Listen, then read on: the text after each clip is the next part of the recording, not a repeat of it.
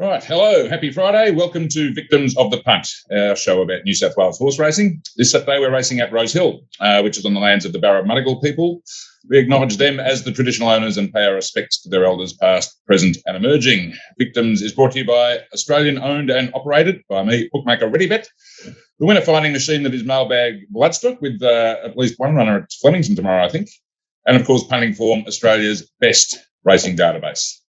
Well, this is the part of the show where we have a look back on how we went last week, and this is normally the part where we'd be looking at another Mark Shean winner that he tipped. Now, he didn't quite get a winner last week, but I think it's fair to say he got race 9, which was previewed in a bit of depth, pretty spot on. The bet was Contributing Factor, who was hailed the winner, but was run down in the shadows by the only horse in the race Mark really considered any value to beat it, Casino Kid.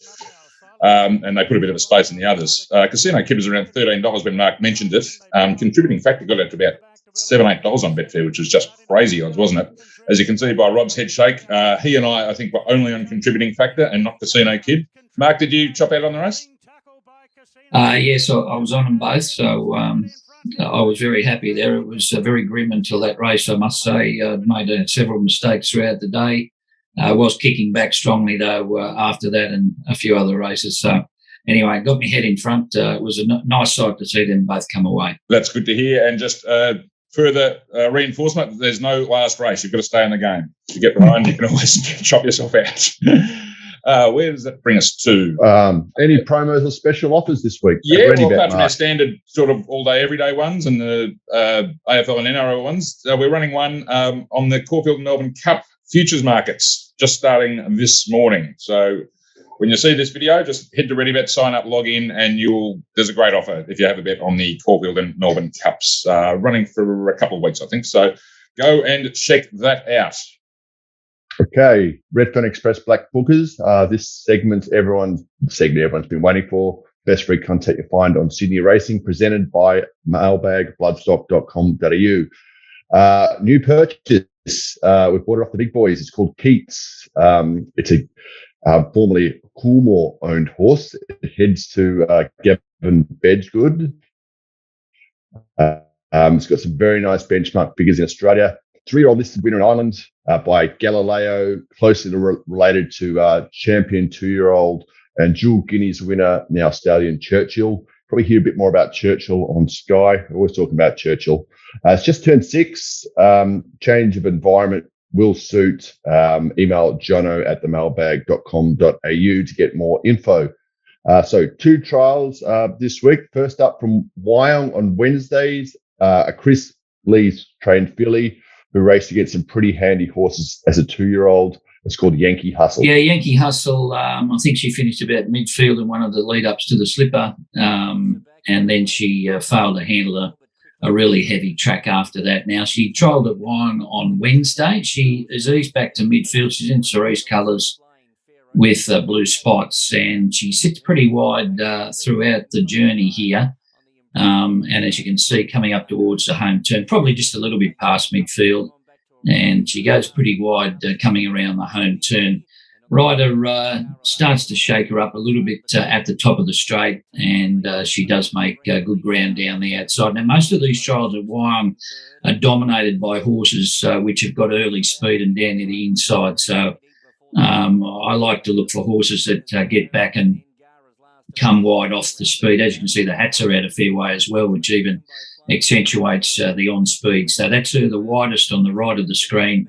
Just gives a little bit of a dig up here, and I thought she hit the line quite nicely. The winner went quite well also, but I thought Yankee Hustle certainly had some upside. Look out for her in a maiden around 1,400 metres. If you can find her around that trip, 1,400 metres first up, I think she'd be very hard to beat. Myself, there's a set of trials at Kembla on Wednesday, and Mark's found an unraced one from the John Thompson yard called Bundina. Yeah, this was Bundina's 3rd trial. It had 2 trials last preparation. In fact, its first trial ram, it was a real eye catcher, Nashra Willa Road. Bundina dragged it right out the back, made a lot of ground, then went to Kembla and won a trial, was put under the whip there, and then was probably over the top a little bit and was put away by John Thompson. Now, it begins brilliantly here and sits outside the leaders in yellow to pale green colours. Just watch it here over the last 100 metres or so. When the rider does niggle up for a stride or two, just finds a couple of lengths and then allowed coast again down to the line.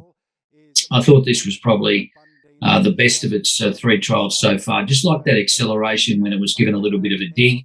So again, we're looking at maidens for this horse, probably on a Saturday maiden or the provincials, but I think it's ready to race quite well. He might even give it another trial before it goes to the races, but this horse has certainly shown some promise to my eyes. So, as I said, watch out for it in maiden. Well, thanks very much for that, Mark. I'm sure a lot of people will just be fast-forwarding to that segment and going straight to their Black Book and adding those two. Should mention, of course, we had 2 Black Book winners, I think, this week. There was After Cabin went to Melbourne and got the job done at Sandown on Wednesday, and Junkira won at, where did it win? Golden or something? Hawkesbury, that's right, yes. So 2 winners for the week out of the Black Book. So and a loser, Perfect Thought, which I woke up about 3 o'clock last night with the shivers. Yeah, I was on that too, Mark. I'm not sure if that was ridden out to the line. Could it finished a bit higher up in the order? Oh, I'm certain it wasn't ridden out to the line. Did he attempt to gain the best possible finishing position? I think he got behind 2 tired horses, and look, he pushed out on Junquera, so I can't be dirty on Tommy for a nice ride on Tuesday and then bag him on Wednesday. Swings and roundabouts. That's the way it goes, unfortunately. Anyway, yes, be sure to add Yankee Hustle and Bundina to your Black Book. They'll be turning up at the races soon and will be well worth backing, no doubt. All right, now we move on to Saturday's meeting at Rosehill. Going to look at a couple of races in a bit of depth. Now, most importantly, the weather. We've currently got a soft 5, but there's plenty of showers forecast by the look of it. So it is going to depend on how much they get, isn't it? The rail's gone out from the true to 7 metres too. So what are we thinking, Mark? That's a strange sort of movement, out true back to 7. Yeah, look, I'm a bit worried. Normally, if you're at 6 or 7 there, it's dynamite leaders. But, with a bit of cut out of the track, and we've had so much rain, these tracks are just a little bit different to normal, aren't they? So, look, you're going to have to watch a couple of races. I've tipped later in the day, so just hoping the track plays reasonably fair. But, yeah, I'm not set in stone what I really think there. What about yourself? Yeah, I mean, you're right. If this was a genuinely improving track, I'd be leaning to lane 1, lane 2. The data that we can see there from punting form certainly says historically that lanes 1 and 2 in these sort of rail positions are the place to be. But yeah, this is a little bit of a different year. I mean, we've even seen Canterbury become an off-rinks track. It's so wet and waterlogged these days that that was unthinkable a year or so ago. I think Rosehill, while not in the same boat as Canterbury, it's like all the tracks. It's not going to take much to get downgrades there because they've had just got such a battering this calendar year. I think it might actually turn out for the best. Any rain might just even out that pattern a little bit. So, can't go in with anything too set in stone, as you say. Anyway, we're going to now we look at the jockey data. We just had a look at the meeting data on the lanes. Just hark back to what we mentioned about the Rosehill data a fortnight ago. You can back McDonald and Bowman blind at Rosehill over the last few years and turn a profit, which is quite remarkable. And not surprising to see that D. Gibbons has some handy Rosehill figures, admittedly off a small sample, but everyone keeps saying that he's one of, not the leading apprentice that claims a few kilos riding in Sydney at the moment, and the figure's starting to bear that out in town as well. So there you go. Don't be afraid of backing D. Gibbons. Right, the first of the 2 races we're going to look at is the Rosebud. One of the races to kick it off for the spring. It's over 1,100 metres. These main chances in the Rosebud. Number 1, Sebenak, 480, down to number 3, Spacewalk at 5. 5, Kaboo, the favourite, at 320. 7, Miss Hellfire, 750. 11, Zuccarino, 5. And longer the rest. Mark, over to you. Well, look, obviously the yard will be very important for these horses coming back from a spell. Look, I thought Sebenak trialled really well. Good trial at Rosehill and a very soft trial at Warwick Farm where he was buried back in the pack. Admittedly, he did finish a long way behind Spacewalk, and obviously Spacewalk maps very well and looks a good chance here, but I didn't think last time in he was right up to the top, but he's got synthetic hoof filler off, so maybe this time in he's got no problem. So that's Spacewalk in the blue on the outside. Sebenak's about midfield in pale green there and certainly wasn't tested. Admittedly, he's got the top weight penalty here of 2 kilos more than the rest of the field, which isn't ideal, but As I said, I thought that trial was really good. He impressed me in the yard before the Golden Slipper and then was just in the wrong spot all the way. Did win first up last preparation. So a lot will depend on how the track is playing, because he can dwell a little bit at the start and we'll be giving them a start. So you'd have to see that horses are able to run on. Look, I just couldn't find Kaboo at the price. So I know that he's won 2 out of 3, but he was just gifted the race there at Rosehill last time out. I was a Pancoach rider, just took no part in the early stages, just eased out, and they just gifted the race to Kaboo.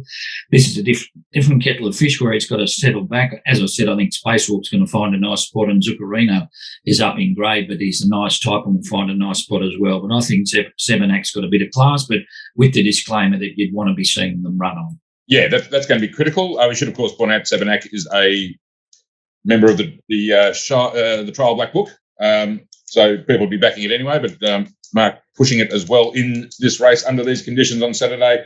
This isn't a bad race, is it? This is real first sort of glimpse of spring here. I was taken with Zuccarino.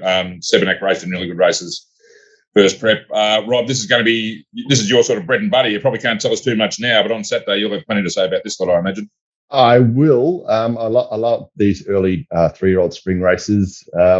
I have had a look at that trial, that Sevenac trial behind Malkovich, which is one of the fastest horses in Australia. And I'll be looking to get if he looks right, Spacewalk, I'll be looking to get some of my money back. I lost on him in the championships when I thought he was a bit stiff.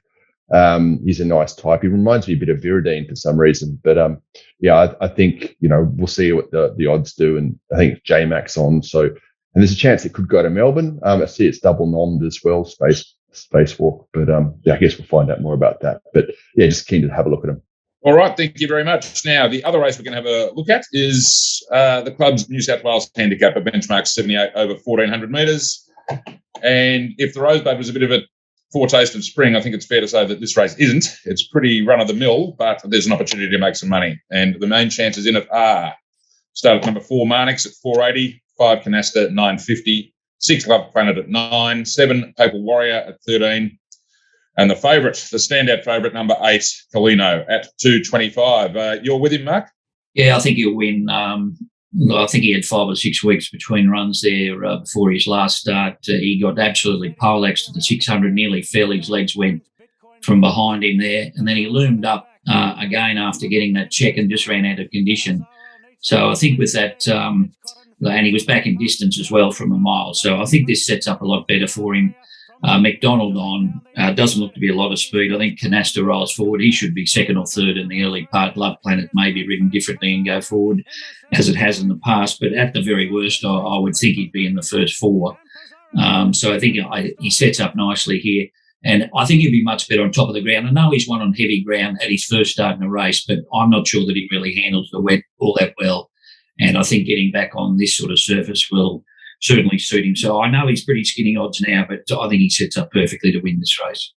Yeah, there's a few horses in this race that aren't really going anywhere. He's probably the only one you could mark as progressive. You'd be on first name terms with a few of these, Rob, wouldn't you? You've seen them enough. Yeah, I don't like many of them. Don't have many good stories to tell about any of them. Colino is a sort of lightly framed, athletic type of horse.